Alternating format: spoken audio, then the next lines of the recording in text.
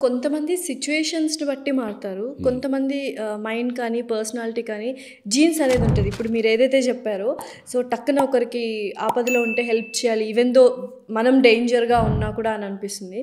So, jeans అన్నాను కాబట్టి parents గురించి ఒకసారి Mother and father both were government employees. I'm from a middle class. వాళ్ళకి ఇద్దరు భయాలు ఎంప్లాయీస్. ఎక్కువ ఉంటాయి కదా! మిడిల్ క్లాస్ అనగానే. అదేనండి. అంటే నన్ను పెంచిన పద్ధతిలో ఎలా అంటే నాకు ఆ బ్రాకెట్‌లో పెంచలా. అంటే దీనికంటే పూర్వాశ్రమంలో అంటే I mean if I wanted to quote my the childhood red colour trousers వాడాను ఆ రోజుల్లోనే. యెల్లో కలర్ అంటే డిస్ట్రిక్ట్ హెడ్ క్వార్టర్‌లో అది వాడినప్పుడు ఆడు పిచ్చోడు అనేలాగా అనుకుంటుంటారు కదా!